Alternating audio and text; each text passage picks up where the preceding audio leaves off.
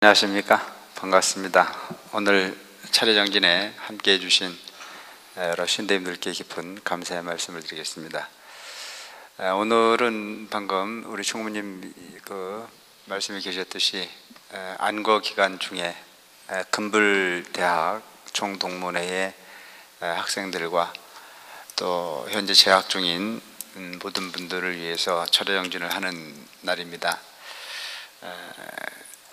한 달 주간 참석하시는 분들도 많이 계십니다만은 오늘 특별히 이제 이렇게 금불대학을 위해서 또 인연이 있으신 분들이 함께 하셨다라고 하는 그런 생각이 듭니다만은, 불교라고 하는 부분이 모든 사람들에게 가르치고자 했던 그 핵심은 바로 그 정진이라고 하는 부분이 바로 불교의 핵심일 겁니다.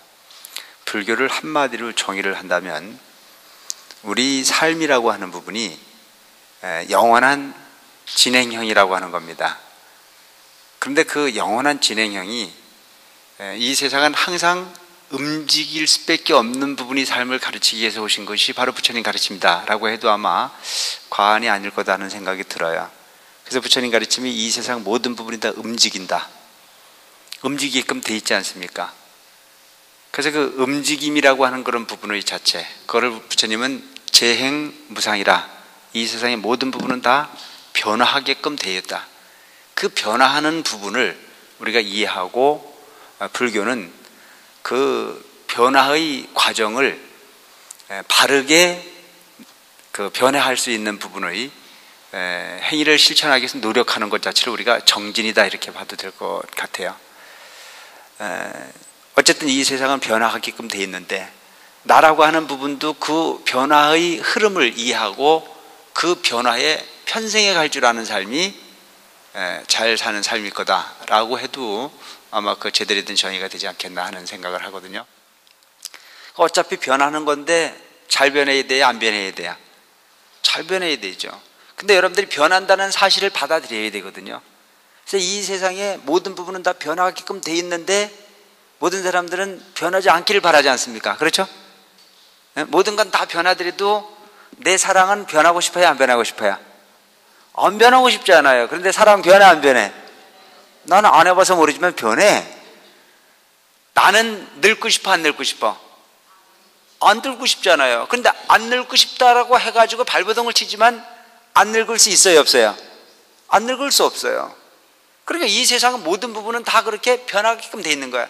그래서 텔레비전에서 광고를 할 때 사랑은 변하는 거야, 움직이는 거야, 이런 거 얘기하대요. 아주 간단한 카피인 것 같은데 그게 진리라는 얘기죠. 이 세상 모든 사람들은 안 늙고 싶어서 발버둥을 치는 거예요. 그래서 인간이 가장 욕망으로 추구하고 있는 부분이 뭐냐면 죽기 싫은 거거든요. 그 죽기 싫으니까 요즘 뭐 한다고 그래? 영생을 한다고 그러는데, 영생은 있어 없어? 영생을 하면 이 세상은 이미 영생을 하는 순간에 망가진 거야. 그러니까 지금 우리가 가장 큰 문제로 대두되는 부분 중에 하나가 뭐냐면은, 요즘 분들이 옛날보다 빨리 죽어야 안 죽어야? 예? 앞으로 빨리 안 죽는 게 병이야. 이제 또 이것도 사실은 연세 높으시고 나를 포함한 모든 사람들이 오래 살고 싶어 해서 그 오래 살고 싶은 분을 과학적으로 지금 연구를 해서 말도 못한 생명을 늘려놓고 있지 않습니까? 과거에 60을 사는 건 보통이었지만 요즘에 60을 사는 건 요절을 하는 거라고 얘기할 정도로 그렇게 치부하고 있잖아요.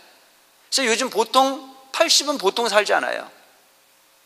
근데 앞으로 불과 2020년 정도가 되면은 80을 사는 게 아니고 100세를 사는 게 보통일 수 있는 상황이 곧 온다는 거죠. 그럼 이 부분은 상당히 심각한 문제가 대두가 되는 거예요.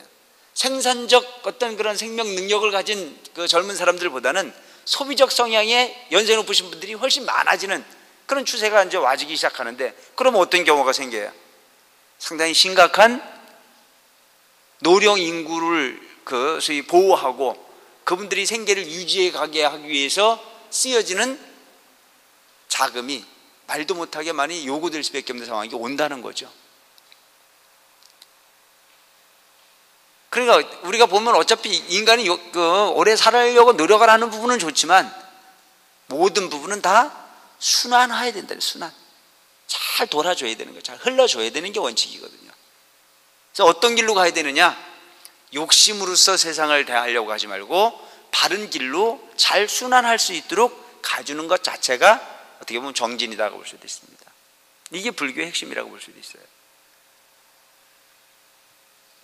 그래서 여러분, 불교라고 하는 부분이 대개 보면 절에를 오시는 분들이나 이런 분들이 보면은 기도의 끝을 원하는 분들이 많이 있어요. 내가 지금 불교를 믿고 있는데 이 끝은 어딥니까? 뭐 이런 걸 묻는 사람이 있어요. 이 세상에 끝이 있어요, 없어요? 끝은 없어요. 영원한 ING라는 얘기야. 그럼 우리가 소위 말하는 부처님이 한번 되고 나면, 소위 우리가 추구하고 있는 그 성불이라고 한번 하고 나면 그 부처님은 또 노력을 할까요, 안 할까요? 그 부처님은 노력을 해야 되는 거야. 이게 윤회라고 하는 부분이거든요. 한번 부처가 되면 영원한 부처, 영원이라는 건 없다고 분명히 부처님께서 말씀하셨단 말이에요. 아시겠습니까? 영원은 없는 거야. 영원은 이 우주의 법계는 영원이지만 영원이라고 하는 부분은 없는 거예요. 계속 변화하는 거야.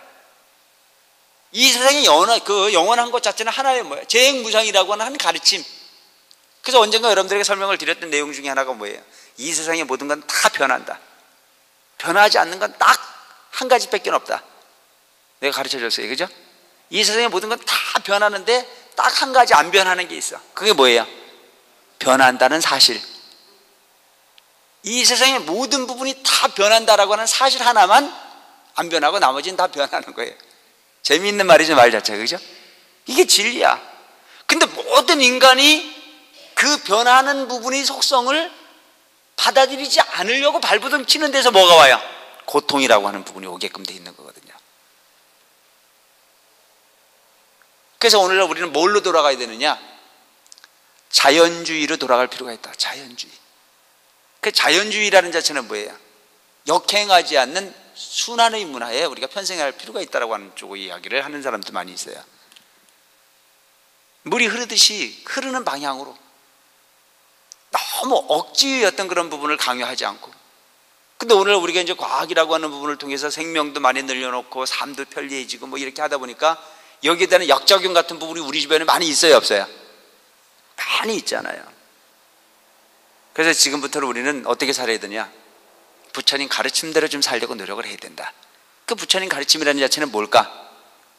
꾸준한 노력, 퇴보하지 않는 진행, 이 부분이 부처님 가르침이에요. 그럼 오늘 우리가 정진이라고 하는 부분이라고 하는 자체는 순환의 문화를 있는 그대로 잘 받아들여 실천할 수 있도록 이해하는 것 자체가 우리가 정진이라고 봐도 되는 거예요.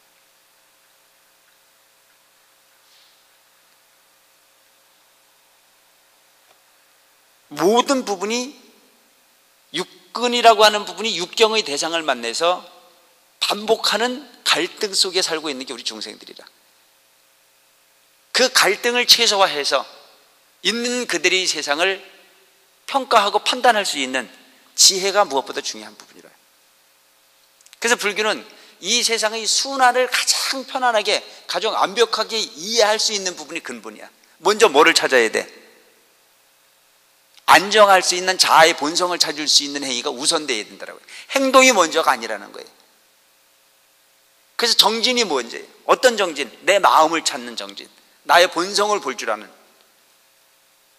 그래서 수행이 먼저라고 가르치는 거예요. 마음을 찾아야, 제대로 된 판단을 얻어야, 그를 통해서 가고자 하는 목적지를 찾고 세상을 볼 수 있는 안목을 정확하게 할 수 있다고 하는 얘기죠.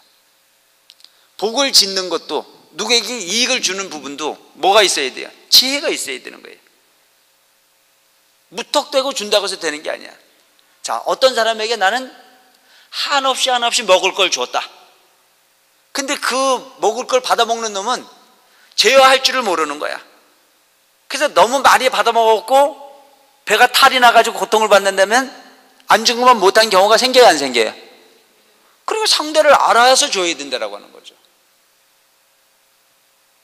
내가 서울을 가고자 한다면 서울의 방향을 먼저 설정하고 서울을 가는 방법을 먼저 얻고 그러고 난 이후에 출발을 해야 돼요. 근데 어리석은 사람은 어떻게 해요? 서울을 가고자 하는 방향과 서울을 가고자 하는 목적과 서울을 가고자 하는 소위 그 방법을 모르는 상태에서 그냥 출발을 먼저 해버리거든요. 그럼 서울이 아닌 딴 방향으로 급해서 먼저 출발을 하고 나면 간 것만큼 손해가 되는 경우가 많이 있습니까? 없습니까? 그리고 이 세상은 뭘부터 찾아야 돼요? 자기의 본성, 즉 마음을 찾는 행위가 우선되어야 된다고요. 근데 이 마음을 찾는 행위는 언제쯤 찾을 수 있을까요? 각자가 업이 다르고 가지고 있는 지혜의 양이 다르기 때문에 다른 거예요. 획일화되어진 부분에 답을 구하려 하지 마라 이거죠. 공덕이 다르고 복이 다르고 지혜가 다르고 그 깊이가 다르다라고 하는 거예요. 근데 모든 사람들은 어떤 부분을 원합니까? 획일화되어진 답을 요구하는 경우들이 너무 많아요. 저가 저렇게 하니까, 그러니까 모든 부분이 답을 뭘로? 중생이 가지고 있는 자기의 안목에서, 자기 입장에서 보려고 하는 부분들이 너무 강하기 때문에 거기에 대한 괴리가 너무 크게 나타날 수밖에 없다. 우리는 오직 부처님 가르침을 통해서 마음을 찾고 그 마음으로 얻어진 부분의 결과를 통해서 행동으로 옮기려고 하는 부분의 행위가 무엇보다 중요하다. 그래서 불교인들은 정진을 하되, 어떤 정진을 해야 되느냐? 후퇴하지 않는 불퇴전의 정진이 필요하다. 끝없는 정진이 필요한 거예요. 지금 현재 부자로 살고 있다고 해서 만족해서 될 게 아니라는 거죠. 지금 너무나 아름다운 결실의 성공을 가졌다라고 하더라도 자만하지 말라는 얘기죠. 왜냐하면 그 성공이라고 하는 부분이, 아름다움은 지금 순간에 만들어지기보다는 먼 미래부터, 오래전부터 끝없는 수행과 노력으로서 얻어진 결실이기 때문입니다. 아시겠어요? 지금 현재 얻어진 즐거움이나 현재 얻어진 성공이라고 하는 부분은 오늘날 우리는 착각을 해서 잠깐 동안 노력을 해서 얻어진 결실로 생각을 하지만 그렇지 않다는 얘기죠. 머리가 좋게 태어왔든, 좋은 부모 밑에 태었든, 좋은 친구를 만났든, 도움을 주는 이웃을 만났든, 정말 크나큰 은혜를 베풀 수 있는 스승을 만났든, 이런 부분들은 하루아침에 만들어진 열매가 아니라는 얘기죠.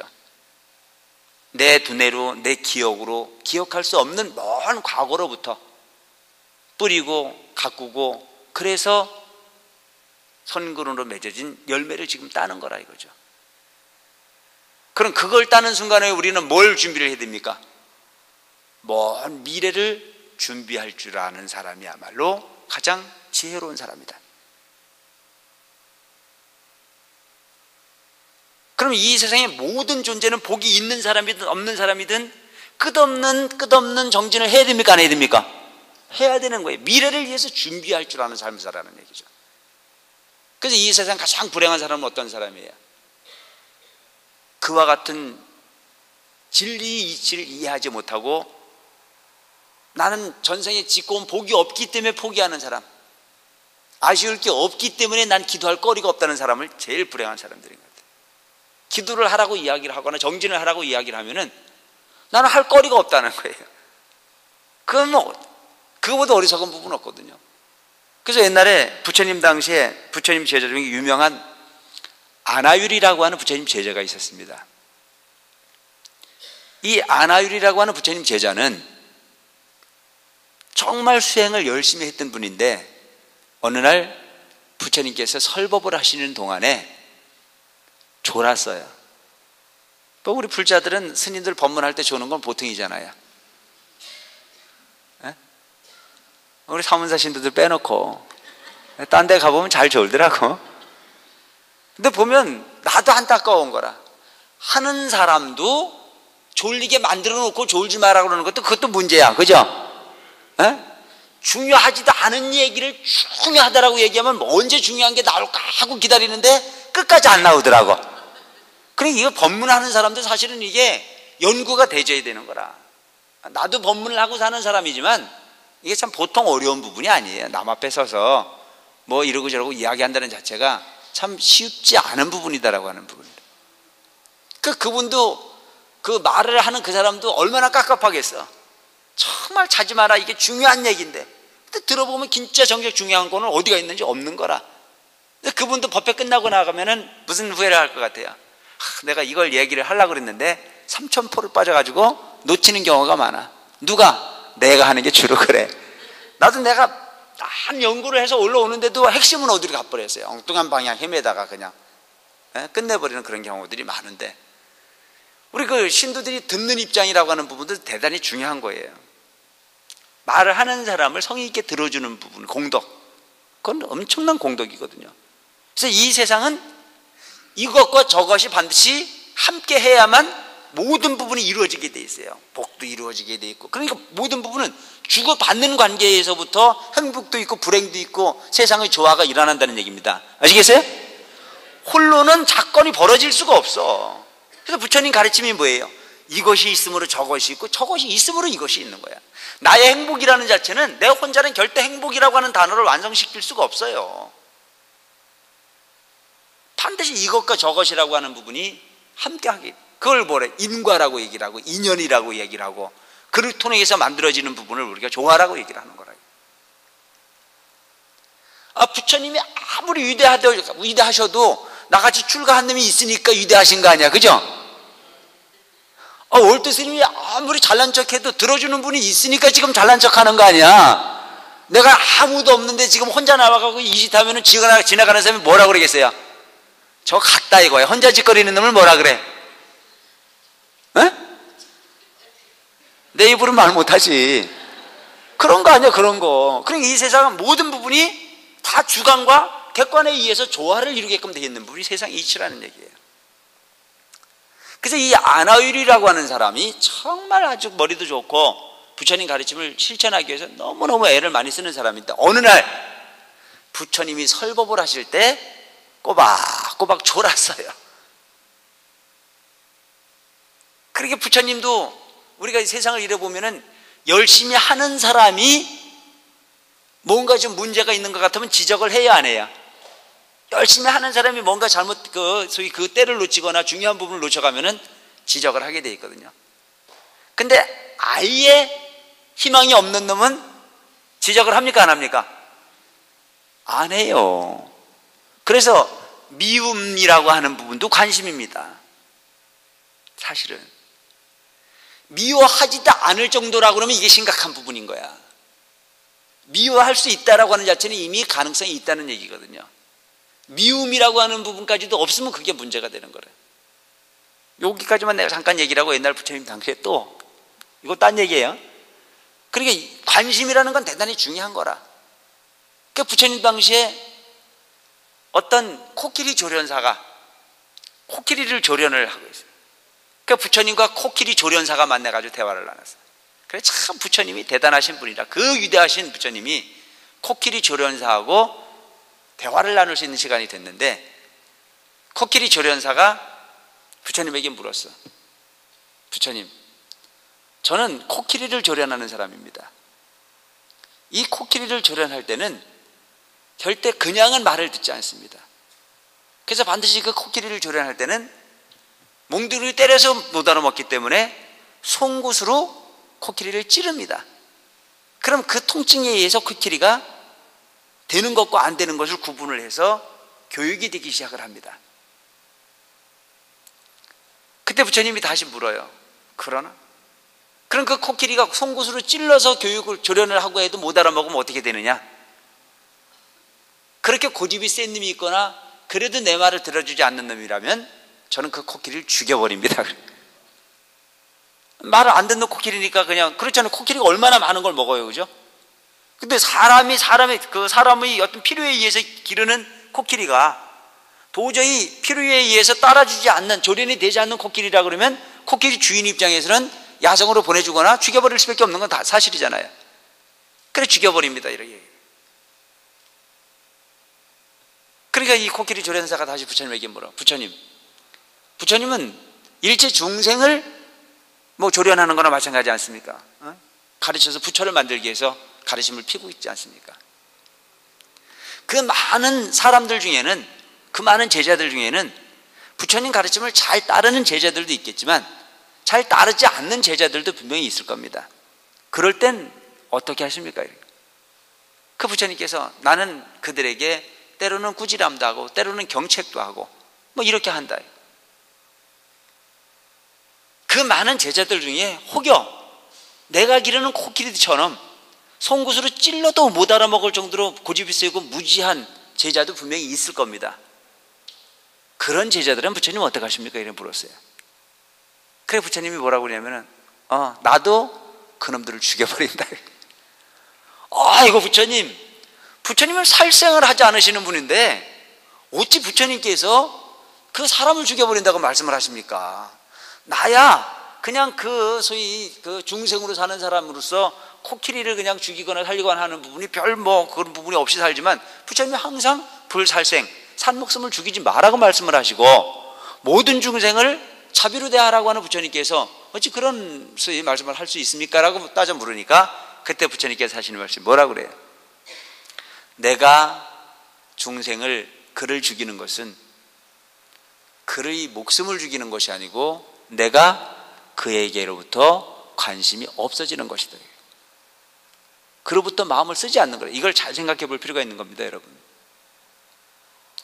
우리가 진리로부터 버림을 받는 사람은 살아도 산 목숨이 아니라는 얘기입니다. 아시겠습니까?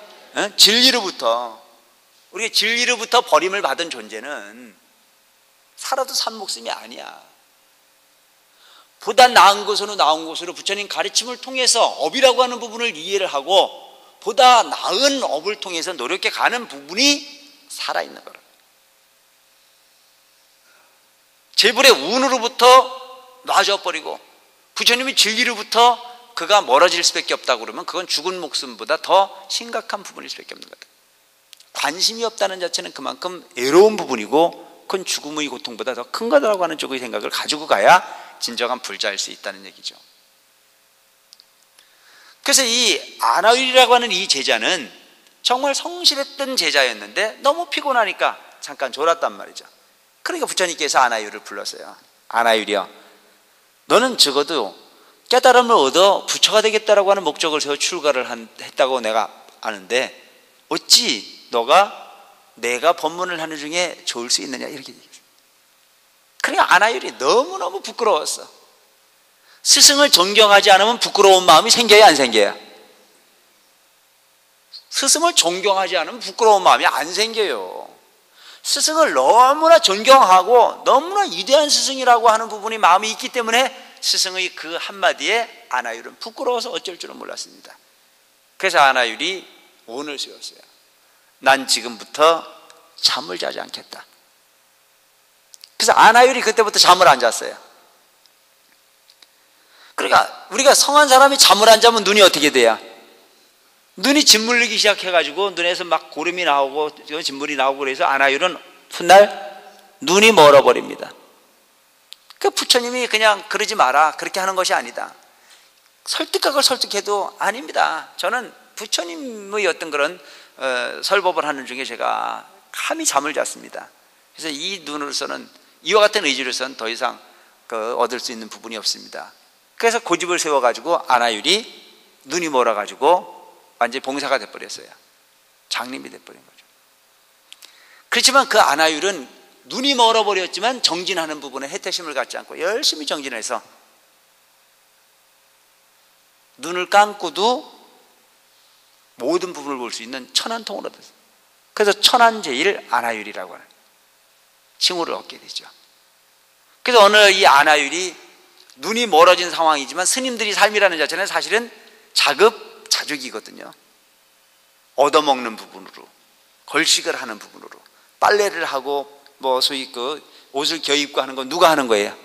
스님들이 원래 셀프로 하는 거예요. 요즘 좀 세련돼가지고 세탁기도 나오고 뭐도 나오고 공양주도 나오고 이지만 옛날에는 그런 거 다 아니었어요. 부처님 당시의 불교라고 하는 자체가. 요즘 스님이 된 것은 그래도 참 다 어떻게 보면 참 호강 중에 상호강이죠. 특히 사문사주제는 그래. 사실 그 옛날 그 당시에 부처님 당시의 불교라고 하는 부분은 참 힘들고 고통스러운 부분이 과정이 아닐 수 없는 거거든요. 그리고 스님들이 생활의 자체가 삼의 일발이었어요. 삼의 일발. 옷 세 벌, 여름옷, 겨울옷, 그리고 이제 춘추 정도로 해가지고 삼의 일발, 바로 하나. 그게 스님들이 생활용품이 다였어요. 그래서 이 아나율이라고 하는 이분이 눈이 멀다 보니까 자기가 자기의 옷을 기어 입을 수밖에 없어요. 근데 아나율이 눈이 멀어서도 감각적으로 옷을 다 기울 수 있는데 가장 큰 문제는 눈을 감았으니까 바늘귀를 낄 수가 있습니까 없습니까? 에? 바늘귀를 못 끼는 게라. 바늘귀를 낄 수가 없으니까 아나율이 바느질을 하다 말고 소리를 쳤어요. 거기 누구 복 좀 지시오. 그러니까 내가 아까도 얘기했지만 복은 어떤 거라 그랬어요? 주고 받는 거예요. 수요와 공급이 있어야 되는 거야. 모든 부분이. 수요와 공급이 없으면 복도 없고 업도 없는 거야. 잘 주고받는 관계에 의해서 거기에서 행복도 있고 거기서 불행도 있고 거기서 나눔도 있고 뭐 이런 부분들이거든요. 자식이 없으면 금전적 부분의 고통은 좀 덜 할 수 있어요. 그죠? 자식이 없으면. 그래서 요즘에 보면 많이 안 낳잖아요. 왜 많이 안 낳나 하고 봤더니 돈 들어갈까 봐. 이거 뭐 학원비 보내야지 뭐 학비 보내야지 뭐 그거 하다 보니까 이게 겁나니까 적게 낳았어. 앞으로 이제 심각한 문제가 오는 거예요. 많이 안 낳았기 때문에. 왜? 많이는 안 낳았는데 빨리 죽지는 않고 그 젊은 인구들이 없으니까 노인네 먹여 살릴 수 있는 인력이 부족해요. 그럼 우리 발등 야근 고양이 밥 눈어둡다고 누구 발등을 찍은 거야? 우리가 우리 미래의 발등을 찍은 거예요. 힘들었어도 좀 힘껏 낳고 많이 낳았으면 걱정을 좀 덜 할 텐데 그래 안 그래? 의학적 어떤 그런 부분이 요소도 있지만 과학적 발달의 요소도 있지만 문제는 인간의 이익이라고 하는 부분이 가장 큰 자기 불행을 자초한다라고 하는 거예요. 우리가 그걸 분명히 알고 가야 될 필요가 있는 부분들이에요. 그래 반드시 수요와 공급이 있어야 돼. 자식이 있다는 자체는 뭐예요? 부모가 그만한 희생을 하는 거고 그만한 희생을 했다는 자체는 큰 공덕을 지은 겁니까 안 지은 겁니까? 이 세상의 공덕 중에 가장 큰 공덕이 자식을 낳아 기르는 공덕입니다. 아시겠어요? 자식 낳아 기르는 공덕보다 더 큰 공덕이 없어.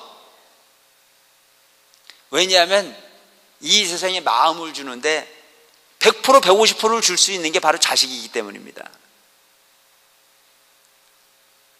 여러분들 부모님에게 아무리 효도를 한다고 하더라도 자식한테 주는 것만큼 효도는 못해요. 하십니까? 못하는 거예요. 그거는. 그래서 옛부터 내리사랑이다. 내리사랑. 그래서 부처님 마음을 이해하려거든 자식을 낳아 길러보라 이거예요. 그게 어떤 마음이야? 부처님이 일체 중생 자비로 대하시는 마음이랑 같은 마음이야. 그러니까 부처님이 얼마나 속이 타겠어요. 여러분들도 자식들이 공부 안 하면 속 터져요 안 터져요? 야 네가 그때 조금만 더 공부를 하면은 그렇게 고통스럽게 안 살아도 되는데 왜 그걸 못할까 싶어가지고 가슴을 쥐어뜯는 부분들 내가 많이 봐. 근데 자식의 입장에서는 그걸 이해를 해요 못해요? 냅둬요 냅둬 제발 좀 내가 알아서 살게요.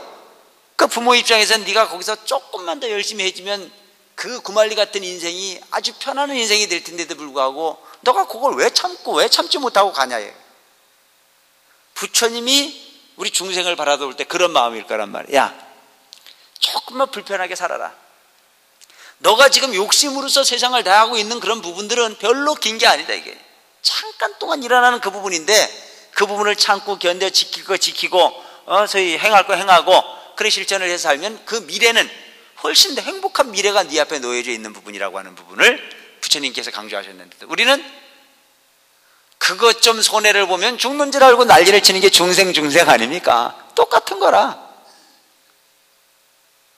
그래서 이 아나율이라고 하는 그 부처님 제자가 소리를 지르니까 그때 마침 부처님께서 지나가시다가 부처님이 그걸 달라.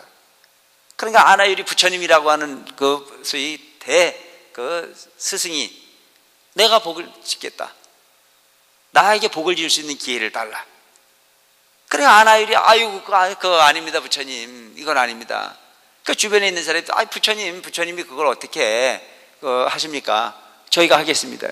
그러니까 부처님이 뭐라고 그래요? 아니다.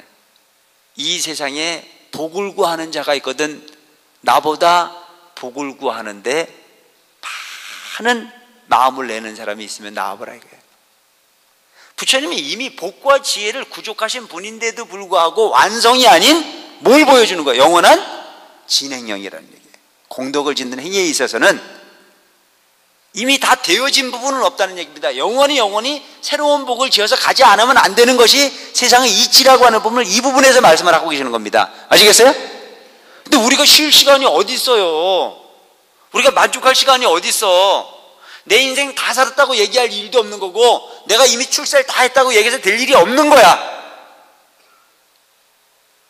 나는 복을 이만큼 줬으면 됐고, 나는 살 만큼 살면 됐고, 나는 기도할 만큼 했고, 이런 세상은 없다는 얘기야. 영원히 보다 나은 곳으로 그렇게 가는 것 자체가 진리라는 얘기죠. 물론 중생의 허물을 완전히 벗고 가면 답답한 세상은 아니겠죠, 그죠? 답답한 세상은 아닐 거예요. 왜? 원리를 아니까.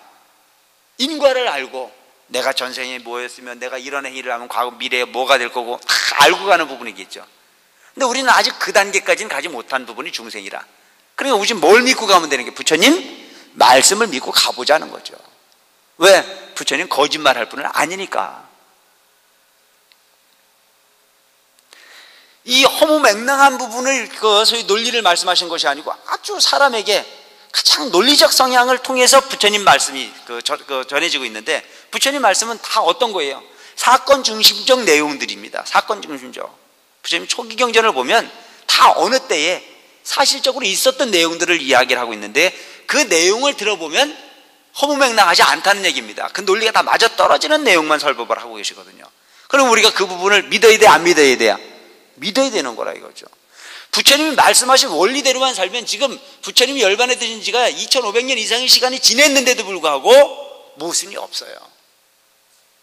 그래서 부처님 말씀을 우리가 뭐라고 그래요? 금구성원이다. 성스러운 말씀. 거짓이라고 하는 건 손톱만큼도 없는 완벽한 논리를 충족시킬 수 있는 가르침.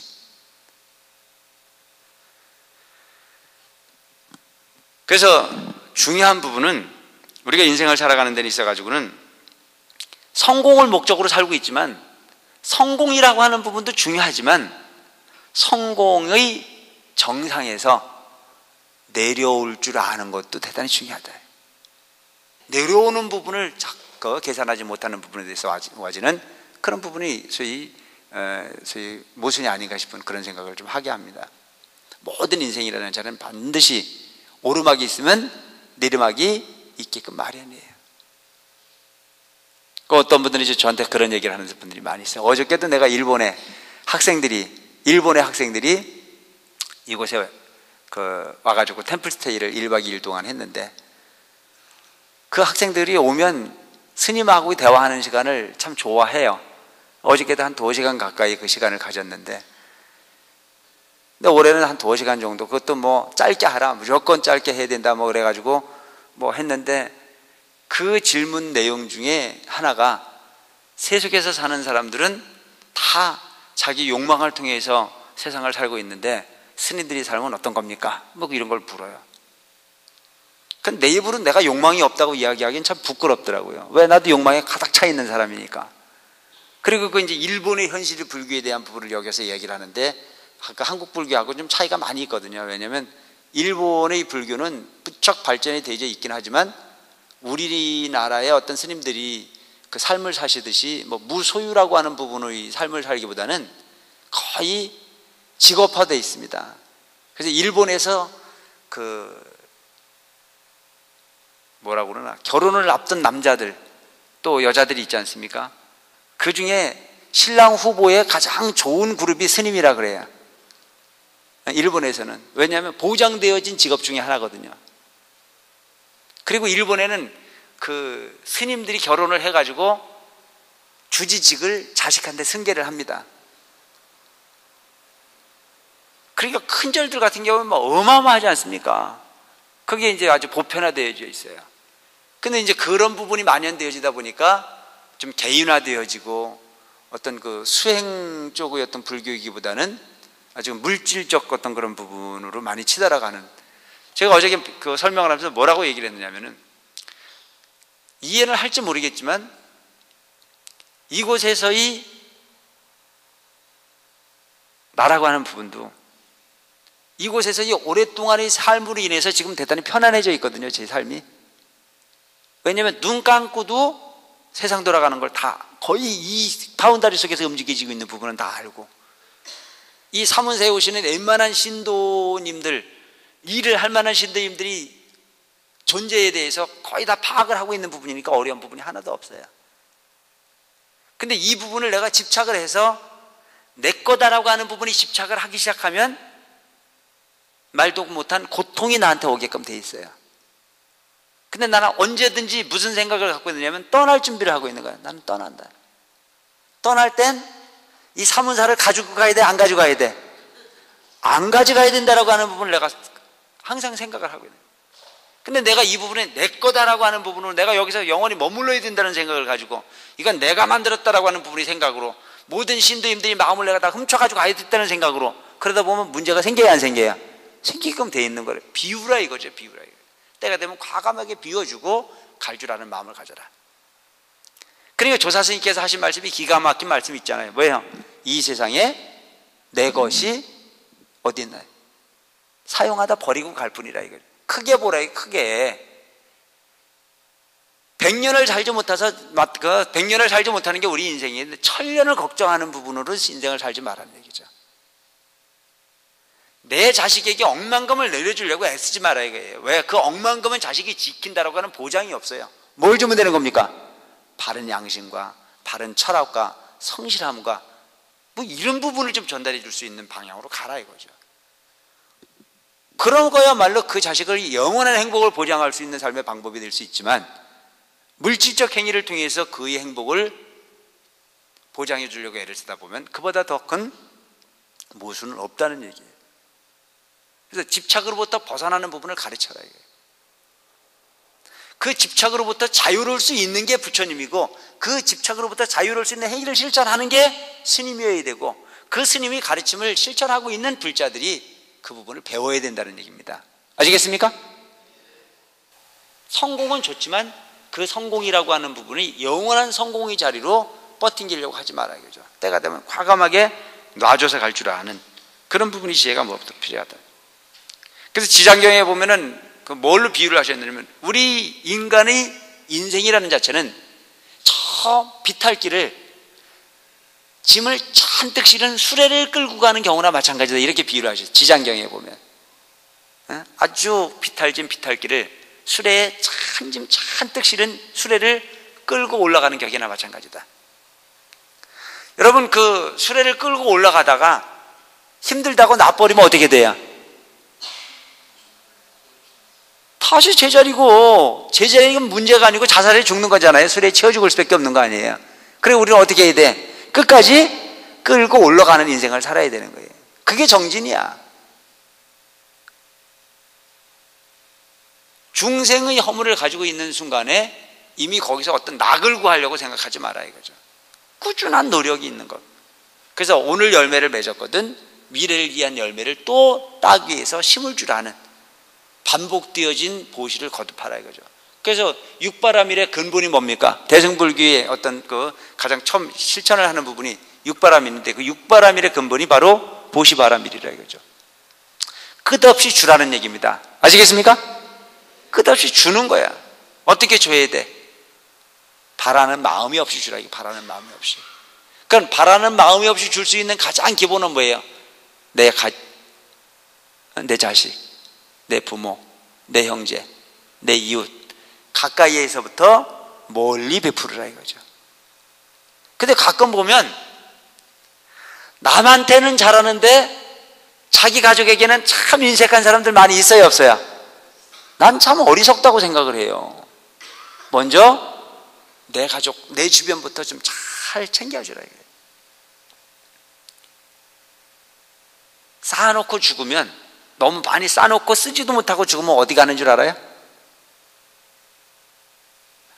너무 많이 쌓아놓고 쓰지 못하고 죽으면 어딜 가느냐면은 아귀 지옥을 가는 거야. 그 지옥을 가요. 많이 벌었거든 어떻게 해야 돼? 잘 나눠 쓰는 게 공덕이에요. 잘 나눠 쓰는 거. 그 내가 이 얘기하면은 얼만큼 벌어야 많은 거냐. 사람의 욕심이 다른데 그건 알아서 하라 이게 알아서.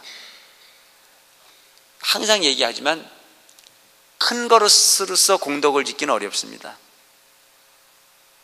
공덕은 적은 것으로서 질 수 있는 게 공덕이에요.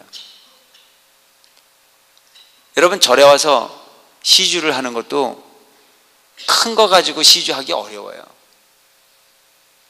친구에게, 이웃에게 은혜를 베푸는 부분도 큰 돈을 가지고 은혜를 베푸기가 어려워요. 옆에 있는 사람이 지금 몇 천만 원 망했다고 그래가지고 선뜻 몇 천만 원 줄 수 있는 사람이 있어요? 못 주잖아요. 쉽지 않은 거잖아요. 형제지간에 몇 천만 원 도와줄 수 있는 부분은 가능하지만 그것도 요즘에는 천연기념물이야. 형제지간에 정말 위기 상황에 있다고 해가지고 내 자식 줄줄이 있는데 그거 턱 내버두고 형제지간에 몇 천만 원 밀어줄 수 있는 사람들도 흔치 않아요, 요즘에. 그런데 어떻게 몇 억을 주겠어? 근데 몇십만 원 주는 건 줘야 안 줘야? 줄 수 있잖아요. 그 적은 부분으로 자주 행하라, 적은 부분으로. 그게 공덕을 만들 수 있는 부분이라. 큰 돈을 만들어서 행하려고 하는 쪽에 생각을 하는 사람들이 많이 있는데, 큰 돈은 지 맘대로 되지 않는 게 큰 돈이에요. 또 이게 웃기는 게, 세상이. 적은 돈은 지 맘대로 돼야 안 돼요? 적은 돈의 노예가 되지는 않습니다. 근데 돈을 크게 불려놓으면 그때부터 그 돈에는 자기 의지가 없이 지가 발이 달려갖고 왔다 갔다 해요. 그래서 여러분, 내가 보면 큰 돈 갖고 망하는 게 도장 한번 잘못 찍으면 망해야 안 망해야? 그거예요. 적은 돈 도장 찍어주고 주고받는 일이 있어요, 없어요? 없잖아요.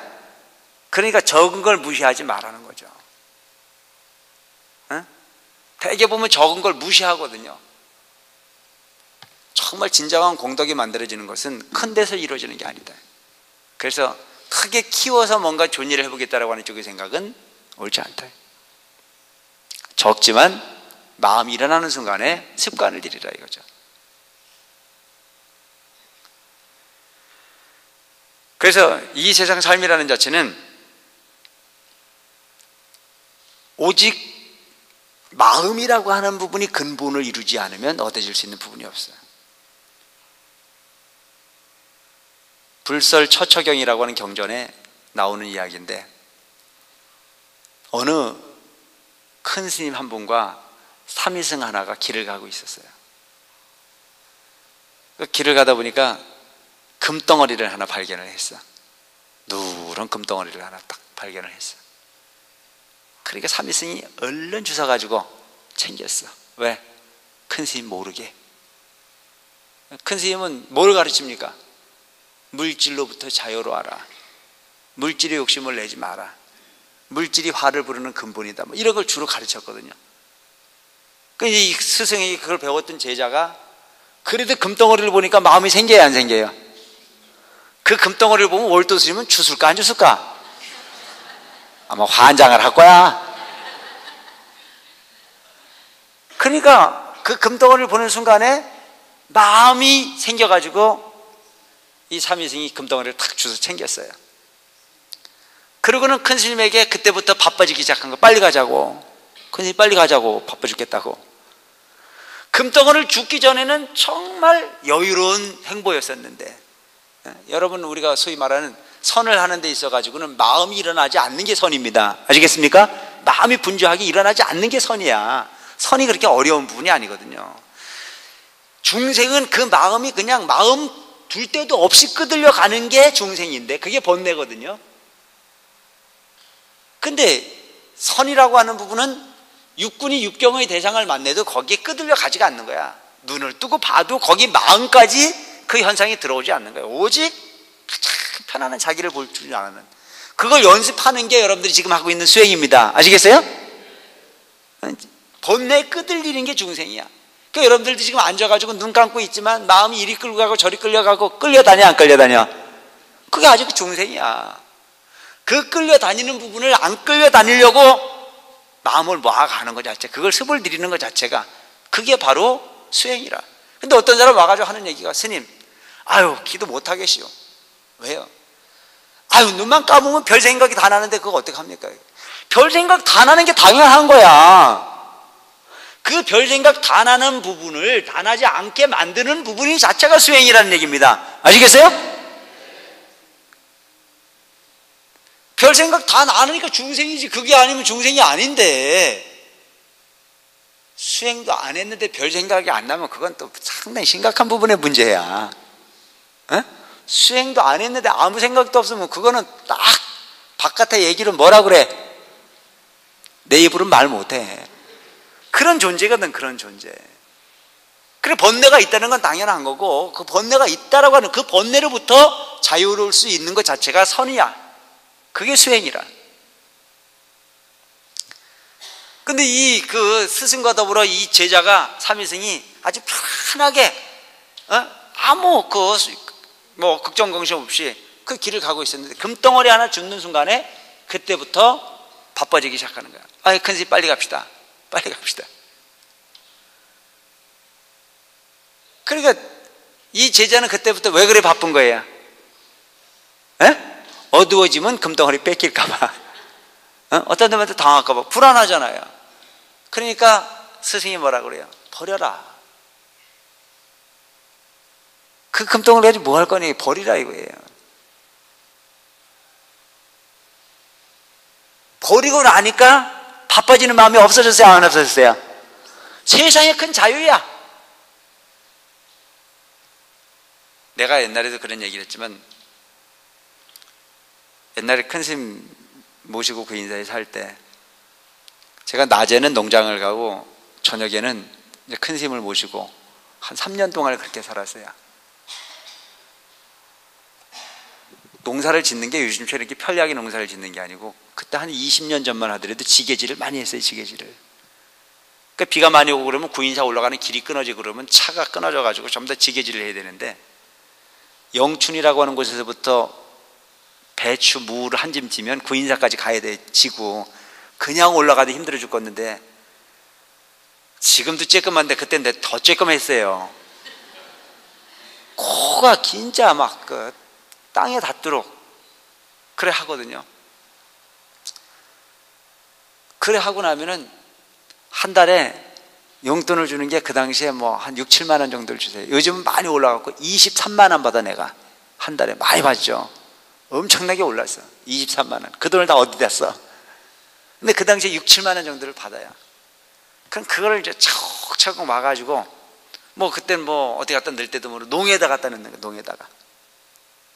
농에다 갖다 넣으면 그것도 어떤 놈이 가져갈까 봐서 또 그냥 문에 붙잖아요. 자물쇠를 또 하나 구해야 돼. 그 얼마나 신경이 쓰니 이게 번뇌지. 6, 7만 원 주면 그냥 써버리고 나면 되는데, 그것도 쓰는 것도 쓰기 좋잖아요. 그죠? 내가 기본적으로 쓸 수 있는 거 쓰고 남으면 그냥 부처님 복전함에 갖다 넣으면 되는데, 이것도 또 욕심이 발해가지고 그걸 못하는 거라. 그 차곡차곡 와가지고 갖다 넣어놓고는 그것도 아무 데나 못 나놓잖아요. 이 주머니에도 넣었다, 꺼내갖고 저 주머니에도 넣었다. 그리고도 불안하니까 이제 가서 자물쇠를 구해갖고 자물쇠를 해놓고, 그리고 이제 농장만 갔다 오면 그거 만져보는 거야. 나중엔요, 이게 그게 2달, 10달, 1년 이렇게 맞이고 나니까 돈이 꽤 많아지더라고요. 그러니까 농장 가도 불안한 거야. 농장 가도. 그럴 수 있잖아요, 그게. 이게 도대체 선방에 가서 앉아있어도 궁금해가지고 한 2시간 앉아있다 올라가서 한번 만져보고 내려가고, 그 나중에는 이거 아니다 싶어가지고 어느 날 그냥 내가 왜 이러고 살아야 되나 싶은 생각이 들더라고. 그래서 어느 날 가서 그냥 툭툭 털어가지고 삼부당 복점에 갖다 그냥 집어넣어 버렸어요. 근데 그 집어넣을 때 내가 그 집어넣을 때 넣을까 말까 갈등 많이 했어요. 근데 이게 거기 똑 떨어지니까 안 나오더라고, 이게. 근데 그걸 집어넣고 난 이후에는 근심이 하나 없어졌어요. 근심이 싹 없어지는 게, 농을 활짝 열어놓고 가도 신경 안 쓰이고, 세상에 그거보다 편안한 게 없는 거라. 이거다. 마음의 평화를 얻고 싶거든 욕심으로부터 자유로워질 수 있도록 해라, 이거지.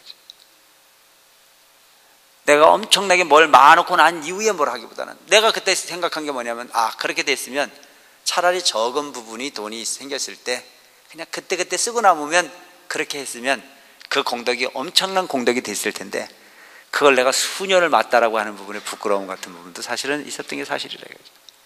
그래서 여러분들 주변에도 보면 그래요. 내가 살 수 있는 부분은 많은 부분이 아니잖아요. 하루 3끼예요. 3끼 이후에는 여유롭게 나눌 줄 아는 여유를 좀 가지라는 얘기입니다. 아시겠어요? 그리고 또 내일을 위해서 열심히 일하라 이거죠. 그리고 거기서 얻어진 부분이 있거든 또 나눌 줄 아는 여유를 좀 가지라 이거죠. 그것은 엄청난 공덕이 될 겁니다. 근데 주변을 일해 보면은 갖다 모으고 난 이후에 지가 얼마를 벌어놨는지도 모르고 그냥 죽는 경우가 많이 있어요. 그리고 그 죽음의 문턱에 다다랐을 때는 후회를 합니다. 내가 써보지도 못하고 고생만 이렇게 짜질게 하다가 내가 가는구나 하고 가다 보면 그 마음에 뭔가를 남겨놓고 갑니까? 시원하게 갑니까? 남겨놓고 간다는 거죠. 그 남겨놓고 가는 것 자체가 업이야. 그게 습이야. 그래서 여러분 평상시의 삶을 어떻게 살아야 돼? 홀가분하게 살아야 되는 거예요. 평상시의 삶을. 그러면 그 미래의 삶이라는 자체는 더욱더 홀가분한 삶이 오게 돼 있어요. 뭔가 짓누르는 업장 속에서 삶을 영위하려고 생각하지 말고 자유롭게 삶을 살 수 있는 스스로의 삶을 구사해 가라. 습이라고 하는 건 무척 중요한 겁니다. 그래서 여러분 우리가 이 주변을 보면 그 습이라고 하는 부분이 눈에 보이지 않아요. 전생에 축생이었던 사람은요 축생 짓을 해요. 고집불통인데 뭐 그걸로 가면 죽는데도 불구하고 가다 죽어도 가는 놈 있어요 없어요? 그게 축생이야. 습이 그만큼 중요한 부분이라. 그래서 여러분들이 되도록이면 하루를 살고 그 찌꺼기가 남는 삶을 살지 말고 되도록이면 아주 편안하고 항상 상쾌한 그런 기분이 될 수 있도록 노력을 해서 삶을 영위해야 되되 그렇게 하려면 바로 끝없는 정진이 있어야 가능한 거다. 법문을 듣는 것 자체는요 사실은 화한 거예요. 내가 지금 1시간을 여러분들이 도둑질을 했는데 이게 무슨 의미가 있는 거냐 이거죠. 이건 듣고 나면 허해. 근데 관세음보살을 정말 내가 부르고 불러서 내가 일어나는 모든 번뇌를 정말 여의려고 애를 쓰고서 노력을 하다 보면 그 부분은 그 시간이 지나고 난 이후에 생각을 해보면 상쾌한 마음이 여러분들에게 엄습해 오는 부분을 느낄 수 있을 겁니다. 그렇죠? 시간이 길고 짧은 게 문제가 아니에요. 그런 부분을 보면 인생의 연꽃이라고 하는 부분은 자아의 본성을 찾는 거다. 번뇌로부터 자유로운 부분이다. 그 번뇌로부터 자유로울 수 있을 때 세상을 보는 안목을 제대로 할 수 있고 그 제대로 된 판단에 의해서 세상을 직시하는 것 자체를 우리는 지혜라고 한다라고 볼 수가 있을 겁니다.